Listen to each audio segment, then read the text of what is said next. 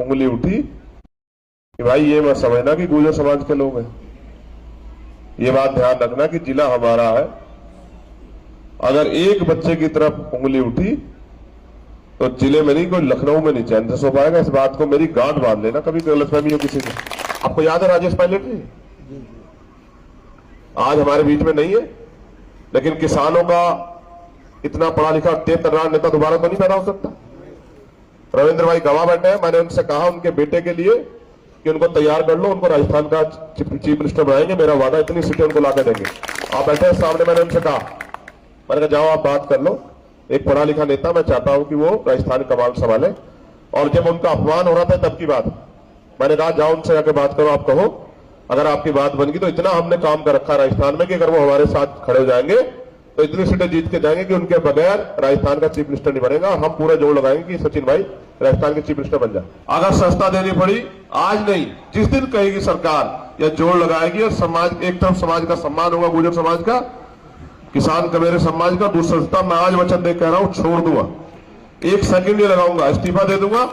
आज तो नहीं कहता, राजनीति में जो नहीं कहा जाता उसको भी समझना चाहिए। इस दिन मौका मिलेगा, इतनी बड़ी इज्जत देंगे समाज को जो पहले उत्तर प्रदेश में कभी नहीं मिली। मेरी बात कि 10 मई 1857 को क्रांति हुई और उससे पहले बैरकपुर की जेल में उनको फांसी हो गई है 8 अप्रैल को। 8 अप्रैल और 10 मई में कितना फर्क है? 1 महीने 2 दिन का फर्क है। लेकिन नायक कौन रहे? इतिहास पढ़ाता रहा कि नायक मंगल पांडे रहे। मेरा मंगल पांडे जी से विरोध नहीं है, उनका भी बलिदान देश के लिए है। लेकिन सवाल यह है कि जब कलम की ताकत आपके पास नहीं होती तो बलिदान आपका होता है और सम्मान किसी और को मिलता है। जब जब आपको मेरी जरूरत पड़ेगी और कहीं आपकी तरफ आंख उठेगी तो आप याद रखना कि चंद्रशेखर आजाद ढाल बन के आपके सामने खड़े रहेंगे। इस बात को ना संघर्ष ना तकलीफ तो क्या मजा है जीने में, और बड़े बड़े तूफान रुक जाते हैं जब आग लगी हो सीने में, आग लगी हो सीने में। उस एनर्जी ने और उसने मेरे जीवन को नई दिशा दी, मेरी सोच को नई दिशा दी, और इन्होंने मेरा हौसला बढ़ाया। और अध्यक्ष जी ने कहा, भाटी जी तुम केवल एक जिले की परिधि में एक सीमा के लायक नहीं हो, तुम्हें अपने समाज की लड़ाई पूरे देश के अंदर जाके लड़नी चाहिए। जहां जहां समाज पे जुल्म हो, ज्यादती हो, हक अधिकार छीने जाए, आरक्षण छीना जाए, इतिहास मिटाया जाए, वहां जाके तुम्हें लड़ाई लड़नी चाहिए। और राष्ट्रीय अध्यक्ष जी ने जो मुझे ताकत और मुझ में हौसला और जो मुझ में विश्वास जताया, पूरे देश में आज वही है कि चाहे कश्मीर का मामला हो, चाहे मध्य प्रदेश का मामला हो, चाहे राजस्थान का मामला हो, चाहे हिमाचल प्रदेश का, जहां जहां समाज पे जुल्म ज्यादती होती है, मैं जाता हूं, लड़ता हूं, संघर्ष करता हूं। राजनीतिक व्यवस्थाएं सबकी अलग हो सकती हैं, राजनीतिक विचारधाराएं अलग हो सकती हैं। आप सब अलग अलग, कुछ लोग ऐसे होंगे जो अलग अलग पार्टियों से जुड़े होंगे, या आपके परिवार में कोई सदस्य है दूसरी पार्टी से भी जुड़ा होगा। लेकिन हम यहाँ मौजूद हैं सामाजिक सम्मेलन के लिए। ये जो समाज की आवाज उठाने वाले एकमात्र नेता भाई चंद्रशेखर आजाद, जो हमारे समाज की आवाज हर जगह उठाते हैं, उनके ऊपर मुकदमे लगते हैं, कितनी बातें उनके लिए होती हैं, उनका विरोध भी होता है, लेकिन फिर भी वो कभी चूकते नहीं है गुर्जर समाज की आवाज उठाने से। और वो हर जगह हमारी आवाज उठाते हैं। इसलिए हम सब का भी फर्ज बनता है कि हम सब भी उनके कंधों को मजबूत करें, उनकी ताकत बने, उनके साथ खड़े रहें। गुर्जर एजुकेशन वेलफेयर ट्रस्ट ने जब ये शुरुआत की तो 150 के साथ 350 तक अब हमारे सदस्य बन चुके हैं, जो हर महीने 1000 रुपए उसमें देते हैं। और आपको जानकर बड़ी खुशी होगी कि अब तक हम 40 लाख रुपए की डोनेशन बच्चों को दे चुके हैं, जिसमें बच्चे MBBS कर रहे हैं, BDS कर रहे हैं, और नॉर्मल ग्रेजुएशन तो पता नहीं कितने बच्चों की मदद कर चुके हैं। सर्वप्रथम तो मैं इस पूरी गुर्जर सरदारी का, जिन्होंने मुझे यहां बुलाया और इतना सम्मान दिया, मैं दिल से आप सबका बहुत बहुत धन्यवाद करता हूं। आज की इस सभा की जो कार्यक्रम हम लोग जिसमें शामिल हुए, उसकी अध्यक्षता कर रहे बालेश्वर प्रधान जी, इस मंच पर उपस्थित भाई अमित जी, योगेंद्र भाटी जी, भाई सुनील नागर जी, साई की तरह मेरे साथ रहने वाले भाई अमित कसाना जी, और मेरी गैर मौजूदगी में भाई कंधा या मेरी परछाई बनके हमारे आंदोलन को आगे बढ़ाने वाले भाई रविंद्र भाटी जी, सफल संचालन कर रहे भाई प्रवेश जी, और तमाम आनंद भाई की पूरी टीम जिन्होंने ये सम्मान समारोह रखा। सम्मानित इस पूरे क्षेत्र के गुर्जर समाज के पहरेदारों, मंच पर मैंने बहुत सारे साथियों को सुना है। हालांकि आप उम्र में मुझसे बहुत बड़े हैं, यहां बहुत सारे ऐसे शख्सियत हैं जो पहली पंक्ति, दूसरी पंक्ति, तीसरी, चौथी, पांचवी पंक्ति में बैठी हैं, जिनकी उम्र मेरी उम्र से दुगनी होगी। उम्र दुगनी है तो अनुभव भी बहुत ज्यादा होगा। अनुभव के आधार पे तो मैं नहीं कह सकता कि मैं ज्यादा जानकारी रखता हूं, लेकिन मैंने भी दुनिया देखी पिछले 17-18 साल के संघर्ष में। और सहारनपुर से जो साथी आए वो तो जानते हैं कि मैंने लगभग महीने में 30 दिन, 31 दिन होते हैं और दिन में 24 घंटे होते हैं, दिन रात में 18-20 घंटे हम लोगों ने काम किया है जमीन पर जाकर। तो हमने बचपन में सुना था कि मछली के बच्चे को तैरना नहीं सिखाता, मगर यहां तो हमने सब कुछ संघर्ष से सीखा। जमीन पर जाकर काम किया है, बिना छोटे छोटे संसाधनों से, कभी कभी बिना संसाधनों के भी आंदोलन को सामाजिक, धार्मिक, राजनीतिक, आर्थिक रूप से देखा है। चीजों को बनते बिगड़ते, तमाम तरह की ऐसी चीजें जिनसे बदलाव हुए वो हमने अपनी आंखों से देखे। और जब यहां से इस मंच से कहा जा रहा था कि हम एहसानमंद हैं, हम इस कर्ज को चुकाएंगे, हम साथ देंगे, तो मैं ये बात भी स्पष्ट करना चाहता हूं। भाटी जी यहां बैठे, अमित भाई, बहुत लंबे समय से इस समाज का सहयोग, आशीर्वाद मेरे साथ रहा है। जैसा मैंने आपको बताया, मेरी दाईं तरफ, बाईं तरफ मेरे दो भाई जो है साई की तरह मेरे साथ रहते हैं, और मुझे भरोसा है कि अगर कई मौका मिला और मेरी तरफ कोई उंगली उठी तो हो सकता है कि वो उंगली मुझ तक नहीं पहुंच पाएगी, क्योंकि मेरे भाइयों का प्यार मुझे इतना है, इसमें कोई दो राय नहीं। लेकिन नौजवान पीढ़ी जिसके कंधों पर जिम्मेदारी, आप तो सीनियर लोग, नौजवान पीढ़ी जिसके कंधों पर जिम्मेदारी है, आप और मैं चिंतन करें, क्या हम अपनी नौजवान पीढ़ी को वो दे पा रहे हैं जो हम देख के आए? क्या हम अपनी नौजवान पीढ़ी को संघर्ष के लिए तैयार कर पा रहे हैं? प्रमोद जी कह रहे थे कि पुराने चंद्रशेखर जब अंग्रेज वो करते थे, बाबा साहब अंबेडकर ये कहा करते थे कि गुलाम को गुलामी का एहसास करा दो, वो भी अपनी बेड़िया सब काट लेगा। लेकिन आज तो गुलाम गुलामी में मस्त है, बिल्कुल मस्त। कि उसका सबसे बड़ा कारण मैं आपको बता रहा हूं कि हमारे नौजवान अपना इतिहास नहीं जानते। एक इतना बड़ा इतिहास है इस समाज पर, चक्रवर्ती सम्राट वीर भोज जी से लेकर और आधुनिक भारत में विजय सिंह पथिक जी हो, 1857 की क्रांति के नायक कोतवाल धन सिंह गुर्जर हो, उससे पहले वीरता, त्याग, बलिदान की मूर्ति रही मां पन्ना नायर हो। अगर हम इतिहास को नहीं जानेंगे तो फिर आने वाली पीढ़ियों को देंगे क्या? लिटरेचर तो हमारे पास नहीं है। अब तो हमारे यहां लेखक होने लगे हैं, चिंतक होने लगे हैं, हम लोग टीवी पे तमाम जगह बैठ के देखते हैं कि बातें होती हैं जब कोई विषय आता है। लेकिन लंबे समय पहले से जो पुराना, उस समय में हम पे कलम की ताकत थी कि हम लिख पाते। आप कभी एक छोटा सा उदाहरण बता रहा हूं, आप आज घर जाना और आप ये चेक करना जो बात मैं 1857 की क्रांति की आपसे कह रहा हूं, जिसके नायक कौन है? कौन है? जोर से बताओ जरा। कौन? तुम्हारा धन सिंह। और 1857 में गदर कहां से शुरू हुआ? मेरठ से। भाई पश्चिम के हम लोग इतना तो जानते ही हैं। और उसका श्रेय किसको मिलता है? मंगल पांडे जी को। और वो कहां के थे और उनको फांसी कहां हुई? जिस तारीख में उनको फांसी हुई उसके 1 महीने बाद ये गदर शुरू हुआ है। जी 32 दिन।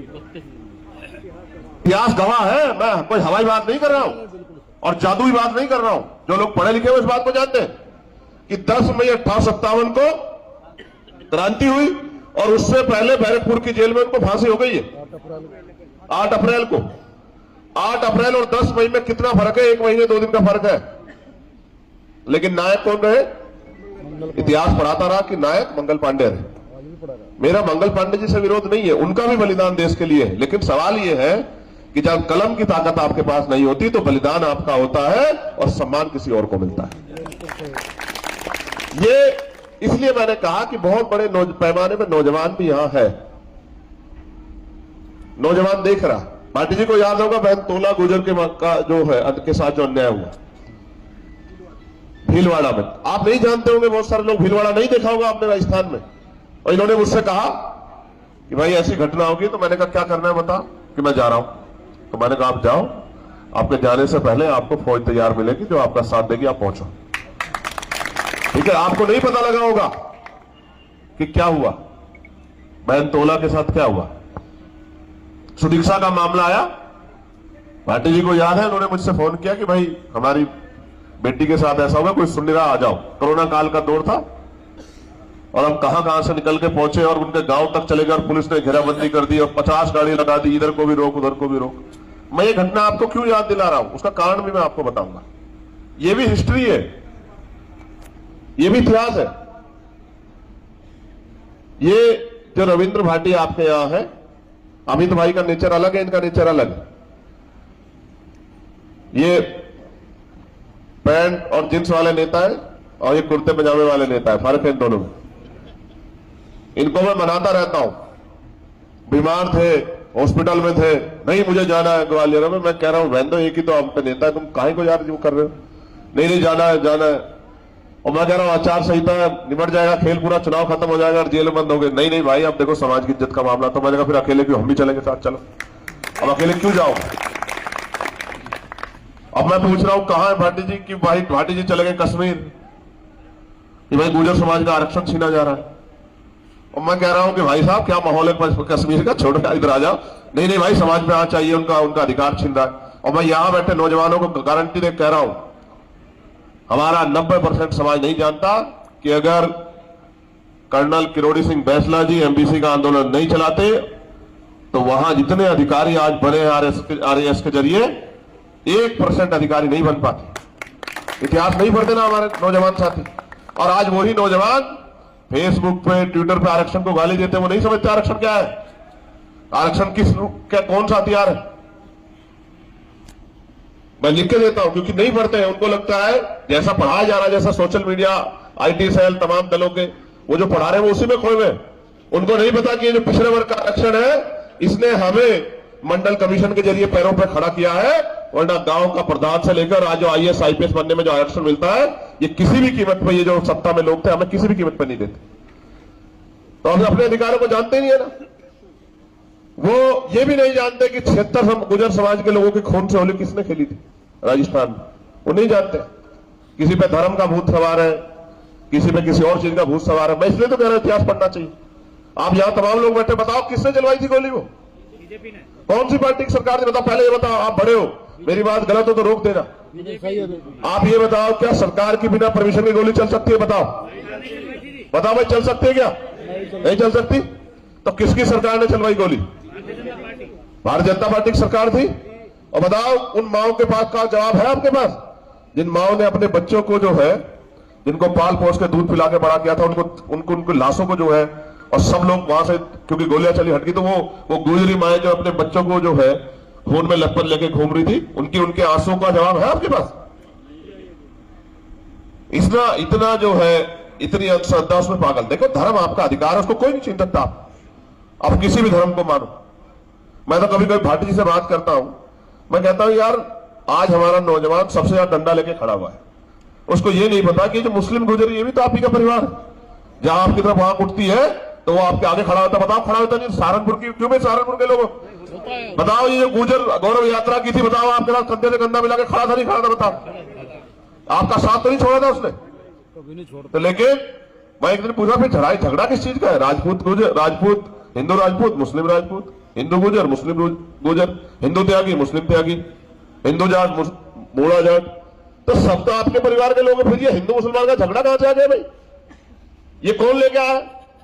हिस्ट्री नहीं पढ़ते ना, हिस्ट्री पढ़ोगे तब आपको पता लगेगा। मैं आज आपको वचन देकर कह रहा हूं, जिस बुद्धिस्ट विचारधारा को लंबे समय लोग कर रहे हैं, आप उठा के देखो कनिष्ठ आपके उसमें मिलेंगे वंश में, और वो बुद्धिस्ट राजा मिलेंगे आपको। आप उठा के देखो, आपको पता लग जाएगा कि मीर भोज जी से पहले भी आपके पास राजशाही थी, और वो राजशाही का किस तरह का राज था आपको पता लगेगा। हिस्ट्री नहीं पढ़ते ना, हिस्ट्री नहीं पढ़ते तो पता ही नहीं है कि देश में सबसे बड़े जो दानी राजा थे जिनका नाम इतिहास में अजर अमर है, वो इसी वंश के मिलेंगे आपको। और हम तो इसका एहसान को मानते हैं।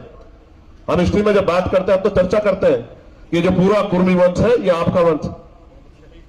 अगर आप नहीं जानते तो जान लो, महाराष्ट्र का मराठा, पटेल हरियाणा उसका गुजरात का, और यूपी का गुजर, ये पूरा एक वंश है। अगर आप नहीं जानते तो हिस्ट्री पढ़ के देखो, आपको पता लग जाएगा। और वही थे सामाजिक न्याय का जब उनको अवसर मिला तो 1902 में सबसे पहले आरक्षण की व्यवस्था छत्रपति साहू जी महाराज जो इसी वंश के थे उन्होंने की थी। हम तो इस बात को जानते हैं, इसलिए हम तो शर्माते रखते हैं। हम तो मानते हैं, हम मानते हैं, हमारा समाज मानता है, हर कमजोर वर्ग मानता है कि अगर सम्राट साहू जी महाराज नहीं होते तो इस देश में सामाजिक न्याय स्थापित नहीं हो पाता। मैं तो, और हम अपने दल में, मैं आपको आज कह रहा हूं ईमानदारी से, हम रोज बैठ के चिंता करते हैं कि जब हम एकता की बात करते हैं तो तमाम सामने वाले लोग इनको लड़ाने की बात करते हैं, और जहां पे झगड़ा हो जाता है, मैं और भाटी हम लोग पूरे जोर लगाते हैं कि इनमें आपसे झगड़ा ना हो, ये एक परिवार है, एक ही लड़ाकू स्थिति के लोग हैं, और इनको ये एकजुट रहेंगे तभी बचेंगे। हम जहां पश्चिम में बैठे हैं, अगर गुर्जर और दलित एकजुट हो जाए, मेरी बात को आप याद रखना, तो किसी की मां ने दूध नहीं पिलाया कि वो रोक दे पश्चिम में किसी और का झंडा हो जाए। आप अपनी ताकत को जानते नहीं हो ना। हमको पूरे पिछड़े वर्ग को जोड़ने के लिए हमने इनसे कहा कि आप गुर्जर समाज में पैदा हो गए, अच्छी बात है, लेकिन पूरा पिछड़ा वर्ग इंतजार कर रहा है कि पश्चिम में कोई नेता, उत्तर प्रदेश में कोई पिछड़े वर्ग का नेता खड़ा हो जो पिछड़े वर्ग की लड़ाई को ईमानदार से लड़ सके। आप सबके नेता, हम इनसे कहते हैं, और मैं आपको भी कह रहा हूं, नेता वो थोड़ा होता है जो सिर्फ एक छोटी एक हिस्से के लिए सोचता है। नेता तो वो होता है, नायक तो होता है जो सबके लिए सोचता है। हमें अपने प्रभाव को बढ़ाना पड़ेगा। गुर्जर समाज का इतिहास जानने वाले जो लोग हैं, आप बैठे हो, बताओ क्रिमिनल ट्राइब कैसे लगा आपके ऊपर? किसको अंग्रेजों के शासन में इतना अधिकार था कि वो बताते कि ये जातीय क्रिमिनल ट्राइब है? 1871 में आपको क्रिमिनल ट्राइब घोषित किया गया। क्या आज का नौजवान जानता है कि क्रिमिनल ट्राइब का मतलब क्या था? सहारनपुर के लोग जानते होंगे। क्रिमिनल ट्राइब का मतलब था आपराधिक जातियां, जिन जातियों को जाति के आधार पर अपराधी माना जाता था। ये क्रिमिनल ट्राइब अंग्रेजों के चाटुकारों ने अंग्रेजों को बताया कि जाति अपराधी जाता। क्यों थी अपराधी जाता? मुझसे सुनो, और जो सोशल मीडिया सुनेंगे वो भी जान लो। हाँ, वो अपराधी जातियां अंग्रेजों की नजर में थी, तो अंग्रेजों की नजर में अंग्रेजों के चाटुकार कौन थे आपको नहीं पता क्या? अंग्रेज किसको अपराधी मानते थे? उसको जो अंग्रेजों को भगाने के लिए उनके हथियार लूटता था, उनका धन लूटता था, जो बगावत करता था, जो उनसे मुकाबला करता था, उनको वो साधु मानेंगे क्या? उनको भाईबंद मानेंगे अपने? उनको वो अपराधी मानेंगे।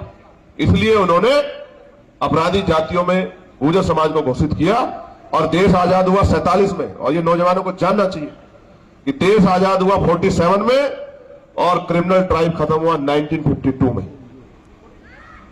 आजादी के 5 साल बाद, संविधान लागू होने के 2 साल बाद गुर्जर समाज को क्रिमिनल ट्राइब से निकाला गया। हमारे यहां तो सहारनपुर में हॉस्टल था, और इस क्रिमिनल ट्राइब का कितना बड़ा दंश लगभग 81 साल इस गुर्जर समाज ने झेला कि जो बच्चा इनके यहां पैदा होता था उसको उठा के, जबरन उठा के मां बाप से अलग करके उसको ले जाते थे वहां हॉस्टल में, वहां रखते थे कि ये क्रिमिनल बन जाएगा। इतना बड़ा अपमान, जातीय अपमान, सामाजिक अपमान इस समाज ने झेला। और मैं दाद देता हूं आपकी हिम्मत की कि फिर भी पिछले 50 सालों में, 60-70 सालों में कहां से कहां तक आपने खुद को पहुंचा दिया। ये आपकी क्षमता है। ये आपकी क्षमता है, इसको कोई नहीं छीन सकता आपसे। वो आपसे जमीन छीन सकते हैं, आपके अवसर छीन सकते हैं, लेकिन अगर कम जमीन में भी अपने आप को आपने अगर बसा के खेती करके रोजगार करके आपने अपने आप को ऊपर उठाया, आपने संघर्ष कर, ये आपकी क्षमता है। इससे इसको वो नहीं, कोई भी नहीं छीन सकता आपको। लेकिन आप महसूस करके देखो, एक अच्छा भाईचारा है हमारे यहां, उस भाईचारे को लगातार कमजोर करने का काम किया जा रहा है। क्यों? किसान कमजोर कमेरे एकजुट होंगे, इससे किसको नुकसान होगा? उन्हीं को जिनका राजनीतिक धंधा इस बात के साथ आगे बढ़ता है कि लोगों में नफरत और लोगों में आपसे झगड़े बढ़े रहे। वरना बताओ, कोई किसी का नुकसान नहीं कर रहा।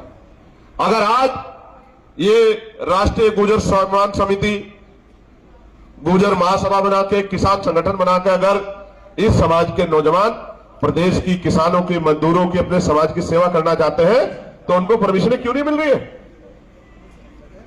बताओ, क्यों नहीं मिल रही परमिशन? अभी क्या हुआ मुजफ्फरनगर में? मैंने इनसे पूछा, बता देना भाई मुझे, कोई परेशानी हो तो। नहीं, सब ठीक है। बैरिकेडिंग लगा के आपके ट्रैक्टर रोक के किसने आपका अपमान किया? किसके सारे पे अपमान हुआ मुजफ्फरनगर में, जहां आपने सम्मान समारोह रखा था? शुक्रदाल में किसके सारे पे हुआ? मैंने इनको मना किया। प्रभात कहां है? प्रभात नहीं हुआ। अभिनव कहां है? अभिनव दाद तुम्हें नहीं बताया अभिनव। मैंने इनको मना किया, मैंने इनको बताया कि आप जाओगे, आप गिरफ्तार होगे, क्योंकि वहां के सारे नेता नहीं चाहते कि ये पंचायत जो है गुर्जर समाज की ये हो जाए। मैंने इनको कहा कि आप मत जाओ, लेकिन अब क्या करें?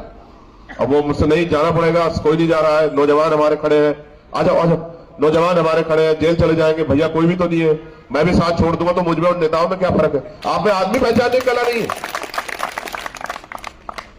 और भरोसा क्यों मेरा? मैंने इनको रोका, मुझे पता था जेल जाएंगे, और मैं इनसे कह रहा था कि जब रिहाई के समय मैंने बताया जो लोग इनके साथी उनको कि नहीं छोड़ेंगे उनको अभी, इसलिए मैं गया। और मुझसे कह रहे थे जिस दिन मैं जा रहा था, अरे चंद्रशेखर जी आप मान जाओ वरना आपकी सस्ता खत्म कर देंगे। मैंने कहा एक नहीं 1000 बार खत्म कर दो यार, एक बार तो क्या फर्क पड़ता है? क्या बात करते हो? इनसे डरता हूँ? देखो, सस्ता से नहीं डरता मैं, ये तो जनता के हाथ में होती है। वो एक हमारा हटाएंगे और जनता ने चाह लिया तो अगली बार 50 बन जाएंगे, कहां से रोक लेंगे? क्या बात करते हैं वो लोग? लेकिन उनको लगता है कि ये आदमी इस बात से डर सकता है। जो आदमी जान से नहीं डरता हो, मैं आपको, मेरे ऊपर एक एहसान है, मैं आपको बताता हूं। मैं आया था, वकील साहब जिक्र कर रहे थे, जब यहां ग्रेटर नोएडा में अथॉरिटी पे आंदोलन चल रहा था, और कितने किसान थे? 40-42 करीब जवान थे। इनको ज्यादा पता होगा दादरी के लोगों को। 33 किसान बनते। हाँ, ये टिकम साहब भी थे वहां उस दिन आंदोलन में, और ये बात मैं पूरी बताऊंगा, पूरी अधूरी नहीं छोड़ूंगा, पूरी बताऊंगा। हाँ, महेश भी यही है। कहां है महेश? महेश भाटी वो पहले ही निकल लेता है ऐसी जगहों से। तो आंदोलन हुआ, 33 किसान जेल में थे। भाटी जी ने मुझसे कहा कि भाई बहुत दिन हो गए जेल में, आपको आना पड़ेगा। मैं चला गया। हम लोग 1 हफ्ते का समय दे के आए कि 1 हफ्ते में आप किसानों की मांग मान लो। फिर मैं बाहर गया होता, मैं, इन्होंने मुझसे कहा मान नहीं रहे। मैंने कहा चलो फिर चलेंगे। चले गए। बड़े बड़े किसान नेता वहां मौजूद थे, तो मैंने कहा भाई ताला लगाओ, ऐसे तो काम नहीं चलेगा। तो मैंने प्रशासन कहा कि 2 घंटे का समय है, 2 बज रहे हैं, 4 बजे तक अगर किसान नहीं छूटे तो ताला लगा अथॉरिटी पर, जिसको जितना जोर लगाना लगा। और मेरे पास जब मैंने देखा वहां, तो हलचल सी मची हुआ, कोई इधर को भाग रहा है, कोई उधर को भाग रहा है, क्योंकि पुलिस के बड़े बड़े अधिकारी आ गए। कुछ ने मुझे भी कहा साहब खराब हो जाएगा। हमने कहा देखो मेरी बात सुनो, हमारा अनुभव बहुत है, जनता के आगे ना सरकार की कोई हैसियत है, ना पुलिस और एडमिनिस्ट्रेशन की, जनता मालिक होती है। आप थोड़ी देर बैठ जाओ। खैर उस हलचल के बीच में सीनियर अधिकारी ने मुझसे कहा कि आपकी मांग क्या है? मैंने आज की मांग ये है कि इन्हें किसानों को छोड़ दो 4 बजे से पहले। तो उन्होंने मुझसे कहा आप नोएडा छोड़ दो और आपके नोएडा निकलने से पहले किसान छूट जाएंगे। मैंने कहा वादा कर रहे हो? बोले हाँ जी। बड़े अधिकारी थे। मैंने ठीक है। मैंने भाटी जी से कहा भाटी जी मैं जा रहा हूं, ताला चाबी मेरे हाथ में। मैंने कहा अगर ना छुट्टे तो फिर 4 बजे के बाद फिर आ जाऊंगा। मैं जैसे निकला वहां से और 4 बजे 5 मिनट में मैंने वो किया, तो मेरे पास उनका फोन आया कि आप पता कर लो आपके किसान छूट गए। लेकिन इसमें इंपॉर्टेंट बात एक और है यार, जब मैं वहां से निकल रहा था तो माता जी आई उठ के मेरे पास, क्योंकि माएँ बहुत बैठी थी आंदोलन में। बोली भाई चंद्रशेखर छुट भी जाएंगे, सारे नेता ऐसे ही कह के चले जाते हैं छुट भी जाएंगे, या फिर ऐसे ही आज भी जो है ऐसे ही अंधेरा हो जाएगा। तो मैंने कहा मां मैं वादे झूठे तो करता नहीं, और ना मुझसे कोई झूठे वादे कर सकता, मुझसे आज झूठा कर ले कल को कहां भागेगा, तो मैंने छूट जाएंगे। तो मेरे आज भी याद है जिस दिन मुझे गोली लगी उनका सम्मान समारोह था किसानों का, जो लोग जेल से आए थे। जैसे आज हम लोग सम्मान समारोह होना तो उनका चाहिए था जो लोग जेल गए थे, हम थोड़ा गए थे जेल, हम तो जेल में मिलने गए थे। तो जिस दिन मुझे गोली लगी, जैसे गोली चली उससे लगभग 10 सेकंड पहले यही के एक साथी का फोन मेरे फोन पे आया, क्योंकि वो मां कह रही थी कि भाई आया तो है नहीं लेकिन भाई से एक बात करा दे।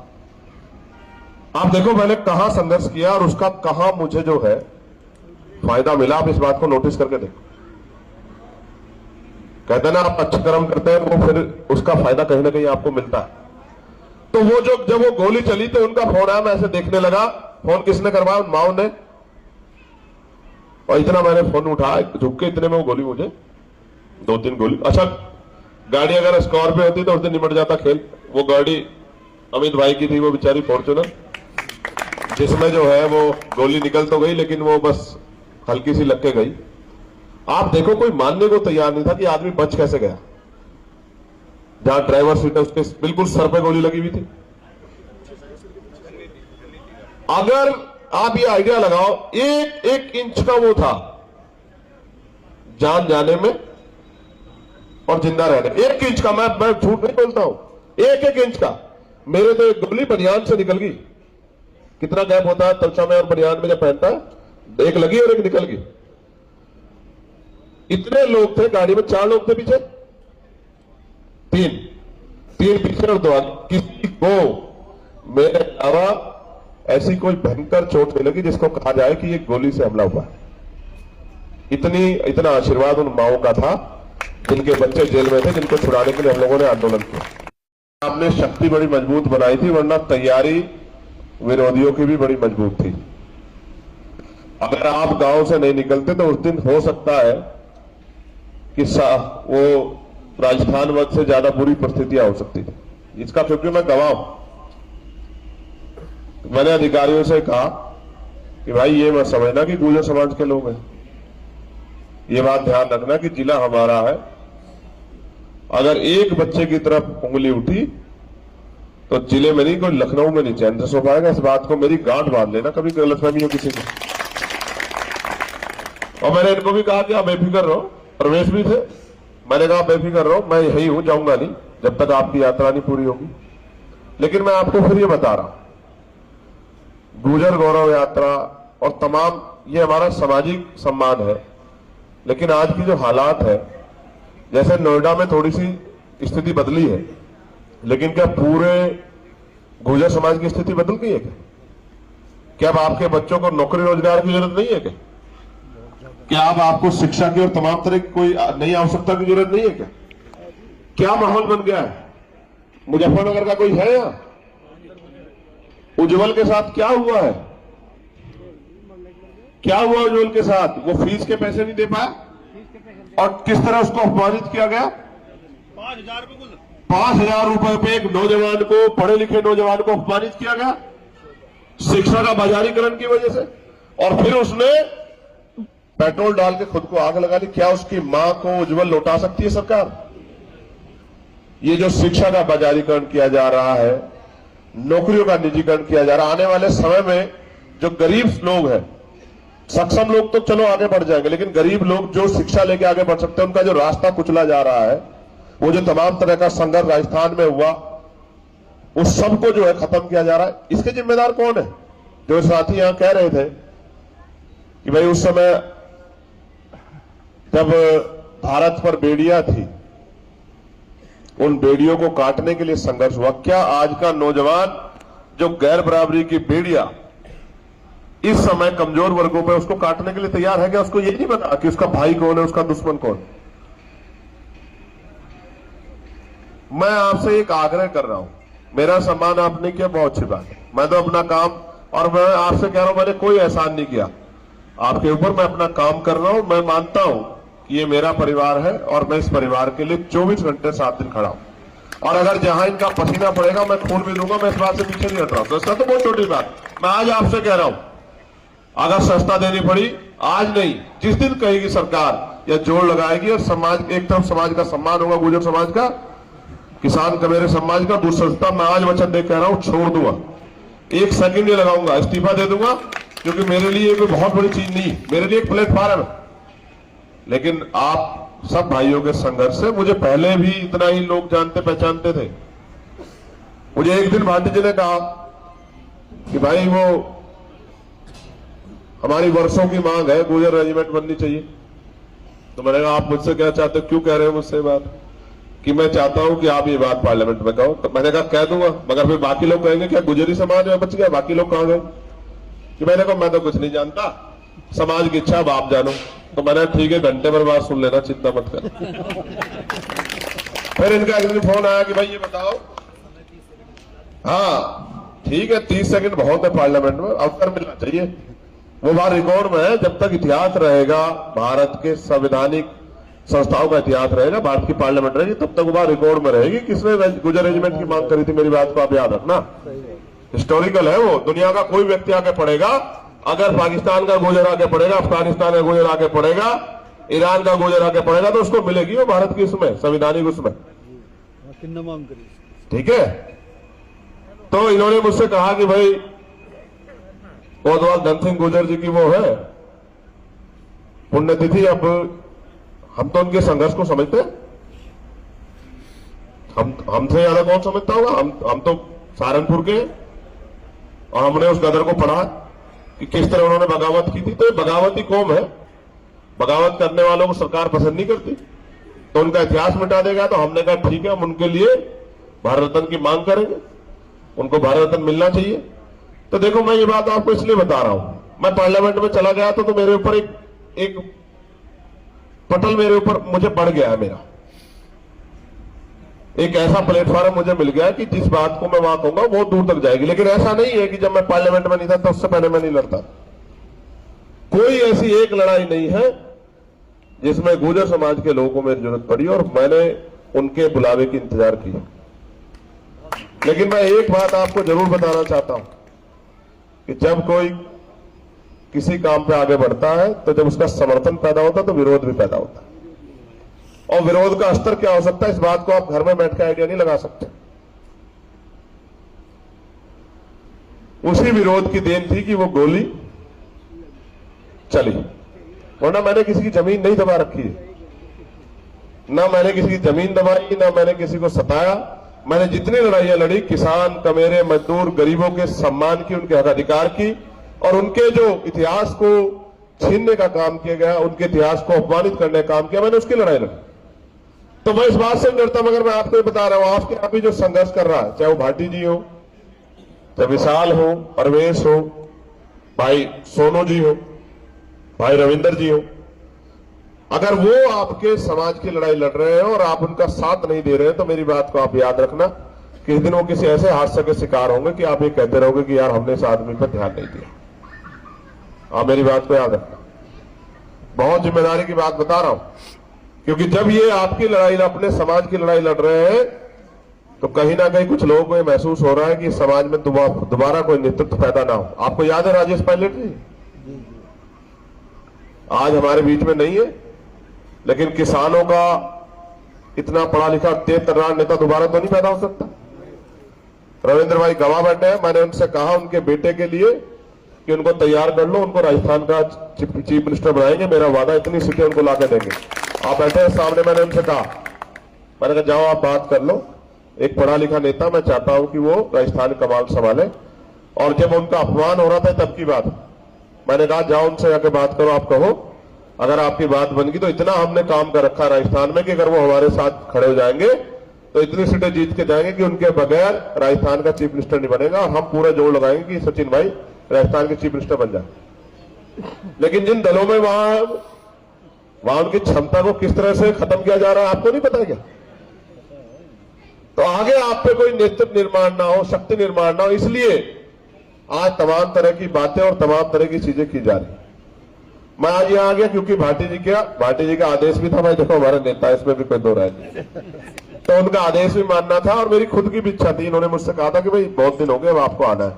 लेकिन मैं एक बात भाटी जी से भी कहना चाहता हूं कि आपके इस पूरे कमजोर समाज की हिस्सेदारी, जिसकी इतनी संख्या हमारी, उसकी इतनी हिस्सेदारी के साथ हम लोग तैयार हैं। सामाजिक सम्मान भी, ऐतिहासिक सम्मान भी और हिस्सेदारी भी। और आज तो नहीं कहता, राजनीति में जो नहीं कहा जाता उसको भी समझना चाहिए। इस दिन मौका मिलेगा, इतनी बड़ी इज्जत देंगे समाज को जो पहले उत्तर प्रदेश में कभी नहीं मिली। मेरी बात को याद रखना, क्योंकि उत्तर प्रदेश की राजनीति नहीं करनी है, देश भर की राजनीति हम लोग करेंगे। मैं आपको, क्योंकि हमारा संगठन काम कर रहा है और दूसरों के लिए हम इसलिए मुसीबत हो गए, कभी कभी आपकी क्षमता भी आपके लिए नुकसानदायक हो जाती है। उनको लगता है कि अगर ये जमीन से आया हुआ आदमी और आगे बढ़ गया तो फिर हो सकता है कि हम अमीरों की राजनीति ना खत्म हो जाए।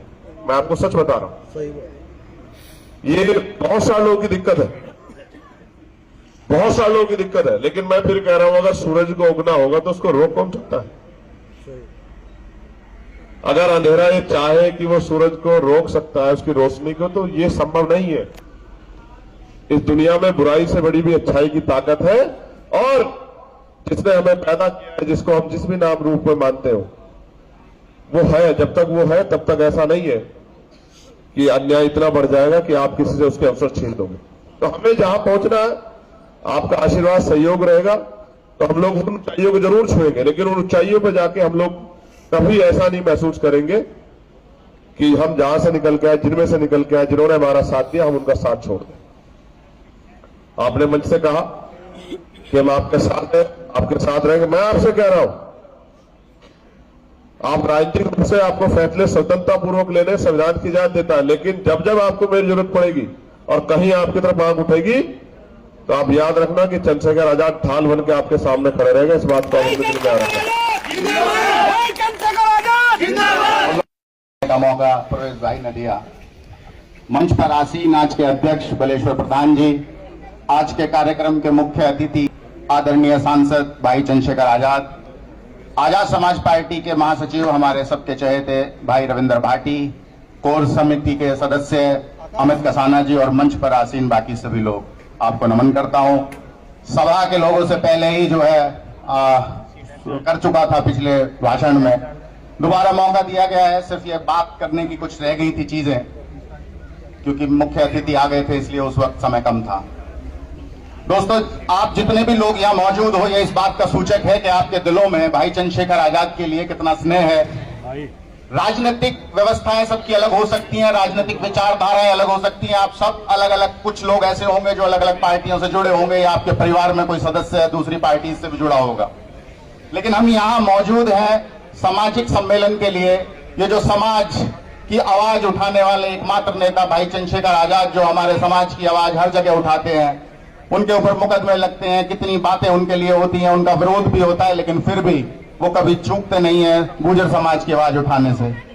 और वो हर जगह हमारी आवाज उठाते हैं। इसलिए हम सब का भी फर्ज बनता है कि हम सब भी उनके कंधों को मजबूत करें, उनकी ताकत बने, उनके साथ खड़े रहें। आप सब लोग यहाँ आए हैं, ये इसी बात का सूचक है कि आप उनसे प्यार करते हैं, उनसे स्नेह करते हैं और उनके साथ हमेशा खड़े रहेंगे। समाज जब तक एक साथ नहीं होगा, आप जानते हैं, जैसे अभी बहुत सारे वक्ताओं ने कहा, प्रवेश भाई ने भी कहा कि जब तक हम टूटे हुए रहते हैं तब तक हमारी कोई बात नहीं सुनता। लेकिन पिछले कुछ समय से आप देखेंगे, भाई रविंद्र भाटी जी ने, राजकुमार भाटी जी ने जब गुर्जरों को इकट्ठा करना शुरू किया तो धीरे धीरे सभी पार्टीज को, सभी सरकारों को लगने लगा कि अगर ये समाज हमसे बिदक गया तो हमारा बहुत बड़ा नुकसान कर सकता है। आपने देखा होगा, हमारे जैसा एक और समाज है, जाट समाज, जो जब इकट्ठा होता है तो अपनी सारी मांगे पूरी करवा लेता है, क्योंकि उनके अंदर एक यूनिटी है। हम कहीं ना कहीं टूटे रहते हैं, एक दूसरे के साथ खड़ा होना पसंद नहीं करते। हम ये सोचते हैं कि आज हम अगर पैसे वाले हो गए हैं या हम चौधरी हैं तो हम किसी के पीछे क्यों लगें, हम किसी के पीछे क्यों चलें। लेकिन सबसे ज्यादा यही जरूरी है कि हमारे समाज का कोई भी व्यक्ति अगर समाज के लिए कोई कार्यक्रम कर रहा है या समाज के लिए कोई भी आवाज उठा रहा है तो उसकी ताकत बने, उसके साथ खड़े रहें। ये ना सोचें कि हम किस पार्टी से जुड़े हैं, हम किसके साथ हैं, सिर्फ हमें समाज की सोचनी चाहिए। आज आपने देखा होगा, भाई चंद्रशेखर आजाद जी के पीछे उनका समाज इतनी बड़ी ताकत बन के खड़ा है कि सरकारें उनके सामने घुटने टेक देती हैं। वो जहां जाते हैं उनका समाज उनकी ताकत बनकर खड़ा होता है। यही काम हमें भी करना है। हमें भी अपने समाज को एक साथ बांधना है और उसको समाज को हमें ताकत बनाकर ऐसे लोगों की जो भी हमारे समाज की आवाज उठाते हैं, दलितों की, पिछड़ों की और हमारे समाज की, उनके साथ खड़ा होना है। क्योंकि हम हर कार्यक्रम में नहीं पहुंच पाते, मैं भी बहुत व्यस्त रह पाता हूं, कई बार नहीं पहुंच पाता, पर कोशिश करता हूं कि जब भी चंद्रशेखर भाई कहीं भी मिले या कहीं भी हो, मैं उनसे मिलने की कोशिश करता हूं, उनके पास जाने की कोशिश करता हूं। और आज जैसा मैंने अभी थोड़ी देर पहले आपसे कहा था कि मैं एक सहयोग, इस आंदोलन की आहुति के तौर पे इस आंदोलन में एक सहयोग राशि देना चाहता हूं, उस राशि को मैं अभी यहीं मंच पर भेंट करना चाहता हूं, अगर हमारे आदरणीय मुख्य अतिथि की इजाजत हो तो। धन्यवाद। जोरदार तालियों के साथ अमित भाई के लिए, जिनका मानना है कि इस किसान, जवान, आम आदमी के आंदोलन में मैं यदि समय की आहुति नहीं दे सकता तो कम से कम अपने छोटा सा सहयोग राशि के रूप में सहयोग देना चाहता हूं। जोरदार तालियों के साथ आपकी भावनाओं को नमन, बारंबार वंदन। धन्यवाद अमित जी। अमित जी समाज के लिए Gurjar education and welfare trust संचालित करते हैं, जिनकी एक लंबी चौड़ी टीम है, जिसमें भाई अनिल कसाना जी, आदरणीय नेपाल सिंह कसाना जी और तमाम नौजवान साथी, भाई सुरेंद्र भाटी जी, और जो समाज के मेधावी प्रतिभाशाली बच्चों को समय समय पर, जो जरूरतमंद बच्चे होते हैं, उन्हें छात्रवृत्ति और खेल किट वगैरह भी प्रोवाइड कराते हैं।